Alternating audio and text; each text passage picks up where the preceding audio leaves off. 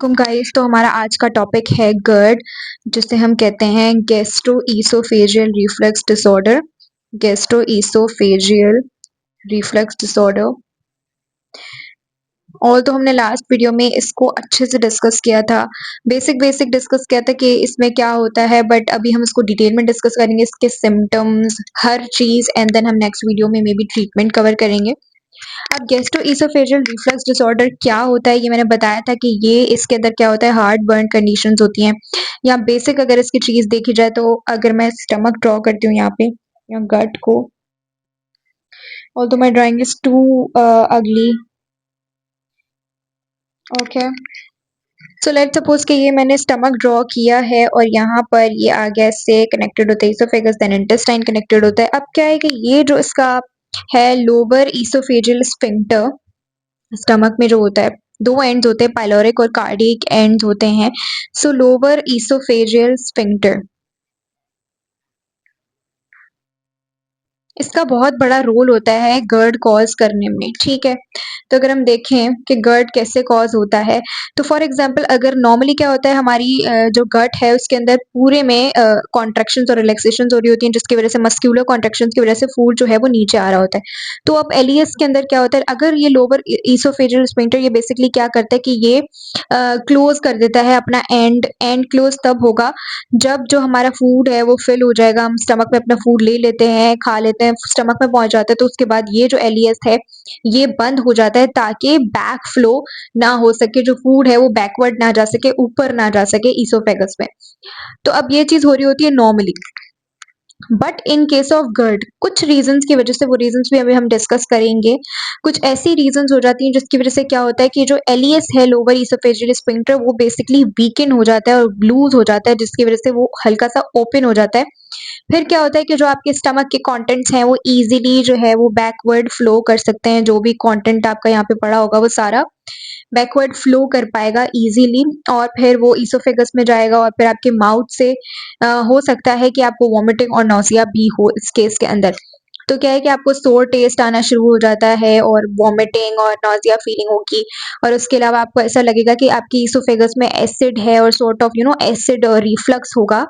सो इस कंडीशन में क्या होता है, एसिड रिफ्लक्स होता है, बेसिकली मींस के एसिड आपका बैकवर्ड मूव करता है और आपको हर जगह पे लाइक ऐसा फील होगा, यहाँ पे हार्ट बर्न की कंडीशन फील होगी, और इस तरह की कुछ कंडीशंस इसमें फील होती हैं। तो ये है गैस्ट्रोइसोफेजियल रिफ्लक्स डिसऑर्डर, जिसमें क्या है कि एसिड जो है वो एलियस के वीक होने की वजह से जो कंटेंट्स होते हैं आपके स्टमक के वो बैकवर्ड मूव करते हैं एसिड के साथ साथ।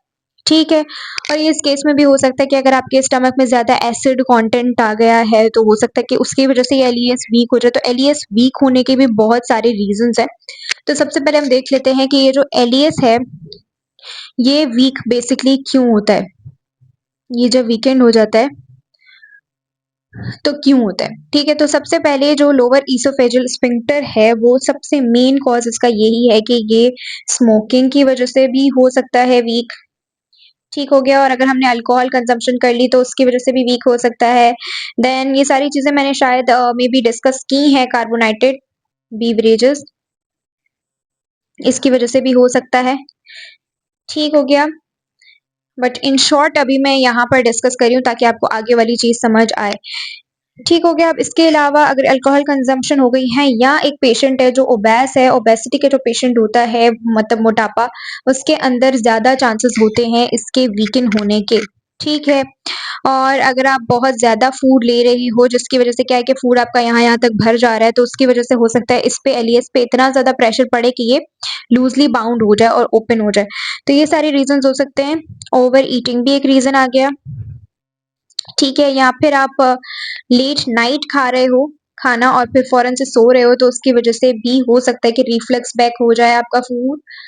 ठीक हो गया, इसके कुछ और रीजंस भी हो सकते हैं, जैसे कि carbonated beverages, use of too much caffeine, like अगर हम बहुत ज़्यादा कैफीन ले रहे हैं तो हो सकता है कि उसकी वजह से भी ये एसिड रिफ्लक्स हो। ठीक है, ज़्यादा कैफीन लेने की वजह से भी एसिड रिफ्लक्स होता है, तो आपको कॉफ़ीज़ या वो टी वगैरह का इंटेक थोड़ा सा कम रखना पड़ता है। ठीक हो गया। अब एक और इसमें कंडीशन है हिएटल हर्निया, इसकी वजह से भी ये एसिड रिफ्लक्स हो सकता है। अब बेसिकली हिएटल हर्निया क्या है? ये एक ऐसी कंडीशन होती है जिसमें नॉर्मली अगर हम देखें तो हमारा यहाँ पे लेट्स सपोज कि ये एब्डोमेन है और इस एब्डोमेन के देखें तो ऊपर वाले साइड पे थोरेसिक रीजन होता है, राइट? थोरेसिक रीजन होता है, ठीक है। अब ये एब्डोमेन के ऊपर क्या होता है? थोरेसिक रीजन है और यहाँ पर जो एक लाइन या जो एक कह लो शीट, मस्कुलर शीट जो इन दोनों को डिफरेंशिएट करी होती है, इन दोनों को सेपरेट करी होती है, थोरेसिक पार्ट को, थोरेसिक कैविटी को एब्डोमेन के साथ, उस शीट को हम कहते हैं डायफ्राम। ठीक हो गया। तो अगर किसी रीजन की वजह से यहाँ से जो स्टमक का कोई पार्ट है या स्टमक के जो कंटेंट है वो उस डायफ्राम को क्रॉस करके थोरेसिक रीजन तक मतलब निकल जाए, ईसोफेगस से ऊपर चले जाए, या कोई पार्ट जो है स्टमक का वो थोरेसिक रीजन में चला जाता है लेट सपोज, तो इस कंडीशन को हम कहते हैं हिएटल हर्निया। ठीक है, हिएटल हर्निया एक ऐसी कंडीशन है जिसमें कोई ना कोई स्टमक का पार्ट या ऑर्गन जो है वो इस डायफ्राम को क्रॉस करके एब्डोमेन से ऊपर चला जाता है और वहां पर रह जाता है। ठीक है, इस कंडीशन के अंदर सर्जरीज वगैरह करानी पड़ती हैं। तो इस तरह की जो कंडीशन है, अगर कोई पार्ट ऊपर चला गया है तो हो सकता है इसकी वजह से एलईएस पे इफेक्ट आए और ये लूजन हो जाए और जो भी आप खाना लो वो वापस रिफ्लक्स बैक कर ले, तो फिर इसकी वजह से भी गर्ड की कॉज हो सकती है। दैट मीन्स हिएटल हर्निया भी एक मेन कॉज है गर्ड का। अगर किसी पेशेंट को हिएटल हर्निया है तो मोस्ट प्रोबेबली उसको चांसेस हैं कि उसको जो है ये गर्ड कॉज हो सकती है।